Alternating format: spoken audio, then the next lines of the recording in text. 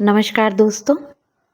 आज हम फिर से रामचंद्र शुक्ल जी की पुस्तक हिंदी साहित्य के इतिहास पार्ट 4 का वाचन कर रहे हैं।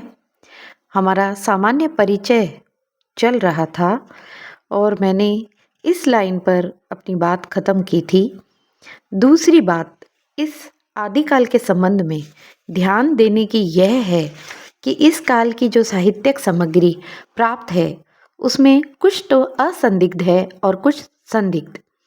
असंदिग्ध सामग्री जो कुछ प्राप्त है उसकी भाषा अपभ्रंश या प्राकृताभास हिंदी है। इस अपभ्रंश या प्राकृताभास हिंदी का अभिप्राय यह है कि यह उस समय की ठीक बोलचाल की भाषा नहीं है जिस समय की इसकी रचनाएं मिलती है। यह पंक्ति भी बहुत बार आरपीएससी ने प्रश्न के रूप में दी है कि यह कथन किसके द्वारा किया गया है कि आदिकाल में जो साहित्यिक सामग्री प्राप्त हुई है उसमें से कुछ तो असंदिग्ध है और कुछ संदिग्ध। जो असंदिग्ध है उसकी भाषा अपभ्रंश या प्राकृताभास रही है। यह उस समय के कवियों की भाषा है। कवि ने काव्य परंपरा के अनुसार साहित्यिक प्राकृत के पुराने शब्द तो लिए ही, परंतु पीछे हिंदी के तत्सम संस्कृत विभक्ति कारक क्रियाओं के रूप भी बहुत कुछ अपने समय से पीछे के 100 वर्ष पुराने रखे हैं। बोलचाल की भाषा घिस घिस कर बिल्कुल जिस रूप में आ गई थी सारा वही रूप ना लेकर कवि व चारण आदि भाषा का बहुत कुछ रूप व्यवहार में लाते थे जो उनसे 100 वर्ष पहले की कवि परंपरा चलती आ रही थी। कहने का तात्पर्य यह है कि सामान्य बोलचाल में तो लोग देशी भाषा का प्रयोग करते थे, परंतु अपभ्रंश भाषा है वो सामान्य बोलचाल की भाषा नहीं होकर कवि और चारणों की भाषा थी, जिसके अंदर वह पुराने समय के शब्दों को और पुराने समय के कवियों की विधियों का उपयोग कर रहे थे।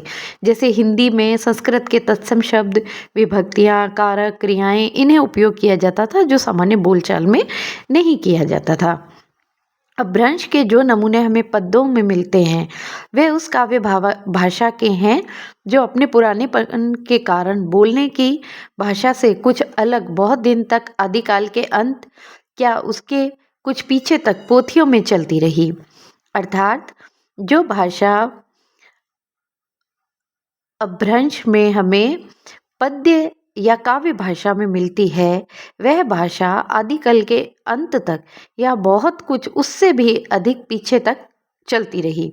विक्रम की 14वीं शताब्दी के मध्य में एक तो पुरानी परंपरा के कोई कवि संभवतः शारंगधर हमीर की वीरता का वर्णन ऐसी भाषा में कर रहे हैं।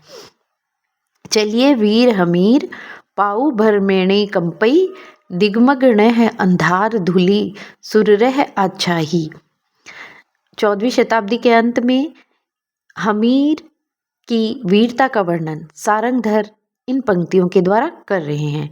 दूसरी ओर अमीर खुसरो जो थे वे दिल्ली में बैठकर पहेलियां और मुकरियां कर रहे थे। एक नार ने अचरज किया सांप मान पिंजरे में दिया। इसी प्रकार 15वीं शताब्दी में विद्यापति जो थे वो बोलचाल की मैथिली भाषा के अतिरिक्त प्राकृताभास या पुरानी काव्य भाषा में भी पद रच रहे थे। जैसे बालचंद बिजवाई भाषा दूह नहीं लग गई दुज्जन हासा। तो एक तरफ कबीरदास जी अपनी अटपटी वाणी में भी बोली में भी कुछ पद कर रहे थे। आगिन जो लागी नीर ने कंदो झलिया झारी उत्तर दक्षिण के पंडिता रहे विचारी विचारी। सारांश यह है कि अपभ्रंश की यह परंपरा विक्रम की 15वीं शताब्दी के मध्य तक चलती रही। एक ही कवि विद्यापति ने 2 प्रकार की भाषा का व्यवहार किया है, पुरानी अपभ्रंश भाषा का और बोलचाल की देशी भाषा का। विद्यापति के द्वारा दोनों प्रकार की भाषाओं का प्रयोग किया गया।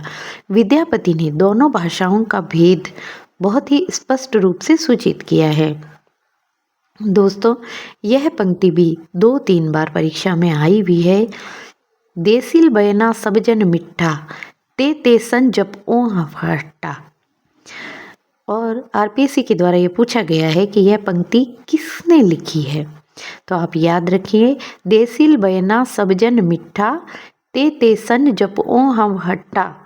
यह विद्यापति की पंक्ति है, अर्थात देशी भाषा सबको मीठी लगती है, इससे वैसे ही अपभ्रंश मैं कहता हूँ। देशी भाषा का मिला जुला रूप उसे अपभ्रंश मैं कहता हूँ। विद्यापति ने अपभ्रंश से भिन्न प्रचलित बोलचाल की भाषा को देशी भाषा कहा, अतः हम भी इस अर्थ में इस शब्द का प्रयोग आवश्यकता अनुसार अवश्य करेंगे। इस आदिकाल के प्रकरण में पहले हम अपभ्रंश की रचनाओं का संक्षिप्त उल्लेख करके तब देशी भाषाओं की रचना का उल्लेख करेंगे। अब हमारा प्रकरण 2 शुरू होगा, जिसमें हम अपभ्रंश काव्य करेंगे। तो अभी प्रकरण 1 हमारा समाप्त हो गया है।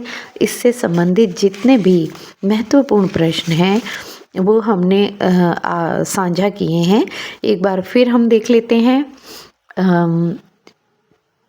सबसे पहले प्रश्न यही बनता है कि शुक्ल जी ने अपभ्रंश को क्या नाम दिया? प्राकृताभास नाम दिया। फिर उसके पश्चात है आदिकाल का समय संवत 1050 से लेकर 1375 तक राजा भोज के समय से हमीर देव के कुछ पीछे तक माना जाता है।